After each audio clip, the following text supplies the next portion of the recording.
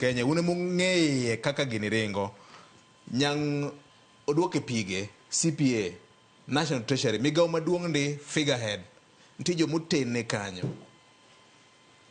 Victor paro ni kantiere wach ma jowetega osetieko to en wach Mbadi. Mbadi osiepna wachaka wacho kamano jowada duogi gane Mbadi osiepna omiyo en poch gi pak ne Joanna Mbadi ka oyudo bendera. Mar ariyo tenore gi gima Senior Jay osewacho to gi Nyarawilo wacho momi winjo wacho ni wach ni gitieko mami gitieko wach ni Joanna Mbadi chalo miha modhi tedie dala moro to dala modhi tedie ni wuon pargi ringo juog pitipiti to kama wuon pargi ringo juog pitipiti ni Mbadi odhi tedo dala ni to game gi jagamo to jagamo ng'eyo Mbadi wuon bo ng'eyo ni dala modhi tede ni iringe pitipiti magimbe nchane gichunga giwacho ni dala no igweng'no kaja juok kaja juok dala ni iringe pitipiti koro Mbadi ung'eyo maber ni kamodhie cha odhie ng'we pitipiti penjo mantiere ka enito iwacho ni kamia odhie dala ma iringe ng'we pitipiti to nyako ring kodgi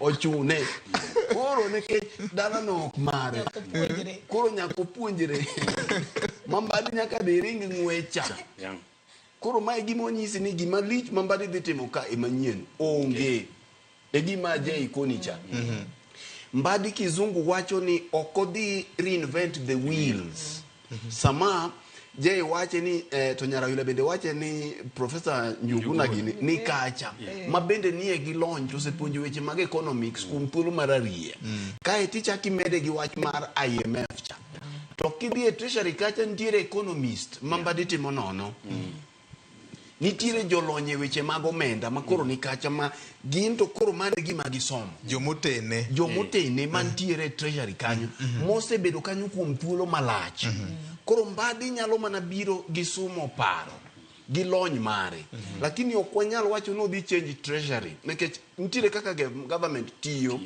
gi plan manochakore kinde mag Moi mobire kinde Kibaki modonje kinde Uhuru mobiro donjo kanyo to chako wegi koro gima nyien Mbadi dhi timo ka onge mano gima nyaka okungwa ng'e nekech jok mi winjo ka jowetega wacho ni nitiere gi lwetgi shareholders mantiere treasury moting'o IMF Mbadi onge gi teko mar dhi gweyo IMF ok ni koro gologi ka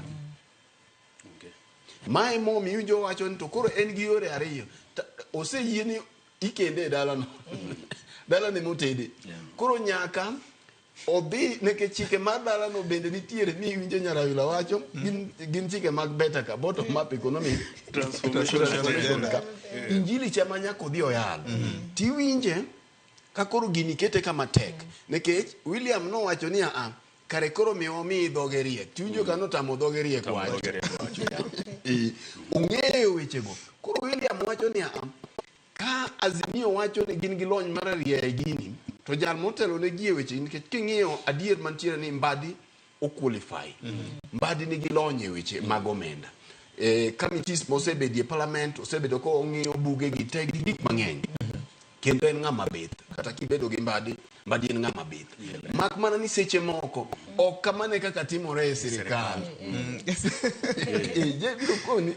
nitiere kaka en kako onego bedi gi kako onego bedi ni gidonjo kucho to koro ground opogore emomiyo mawaziri chamo muma nitiere siri ma cabinet moko nego gigo loko koro kae gima wadugo ng'eyo to wabiro winjo ka owero William Ruto machalo nade nikech ka koro mana kaka iwinji wacho to dipo ni orig choge e dhoge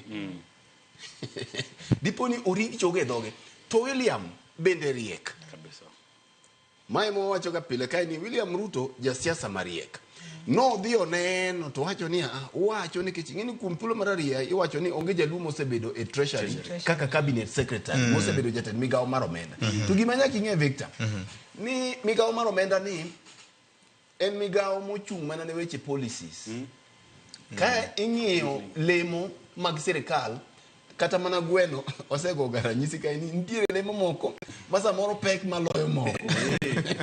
Moko kengi to nyiso ni dewi. Nyiso ni dewi. Koro ok inyal pimo ng'udi to gi bam. To gi koma jodongo ero cha. Ok inyal pimo. Koro ok inyal pimo gagoko. Yes. Iwinja. Koro ka to William ne dwaro ng'ama riek. Mondo konye nekech ing'eyo gima Jay wacho momiyo wacho ni jowete go sitiko wachni. Jay wacho wach moro kacha ni Kenya nitie kama tek to Nyaraila bende wache. Weche man kum sani mwawueni omenda mapok odhi ne county government. Ng'eny. E sama wawueni to en pesa manyonego bedo osedhi chon. Manonego bedo osedhi chon. Financial year mokalo. Mbadi onge bugo moro modhi thede pesa to gole. Onge yien modhi pone pesa. Sama walose ni ing'eyo ni weche mag posting mara intern doctors ka. Kuome opodo mokerot. E sama walose ni capitation mar omenda monego beni dhi ma jopunyo olo nyithinde yo. Okinyi godhiambo nyithindi riembo e secondary school onge. Sama wawueni weche mag gope mag Kenya ni malo manyaka chulgi. Koro nitiere weche mang'eny ma ok apar ni Mbadi nyalo tieko gi ndalo achiel. Mane momiyo William Ruto bende ka nodonjo to ne gisiko giwacho ni miwauru kinde. Miwauru kinde to Azimio wacho ni wabiro miyo karang'o. Ibiro njika Azimio wacho ni jogi ne kata mima na higa 10. To gima ginyalo timo onge. Kae to William wacho ni bas. Koro kare amiyo gini. Koro ng'iuru kaka utime nade. Ng'iuru kaka ulose. To kibiro ichaki duogi itene nekech ang'ene kor siasa wabiro loko bang'e ma ok adwa bire. Ting'iyo ni e treasury ka emana kaka iwinjo wawacho weche mag policies ka. Nitiere policies ma Mbadi ok nyal loko gi ndalo achiel. Gin gik manoseket kacha. Ma kata king'iyo Henry Rotich ka nobiro noko nyal loko gi ndalo adi gi ndalo achiel. To Mbadi mana kaka wawache ni en kama tek. Omiyo mae ma samoro nyalo chalo imiyo ng'ato tonge ni mondo tim yang'o ochuorego. Kineno ka koro tek tinyise ni mana kaka iwinjo wacho ni jatugo ni ng'ama ni e leo papcha nene maber. Kae ma koro William Ruto ogogo kwano ni to gik manyocha Azimio wacho ka bende koro ginyalo tiyo. Erokamano.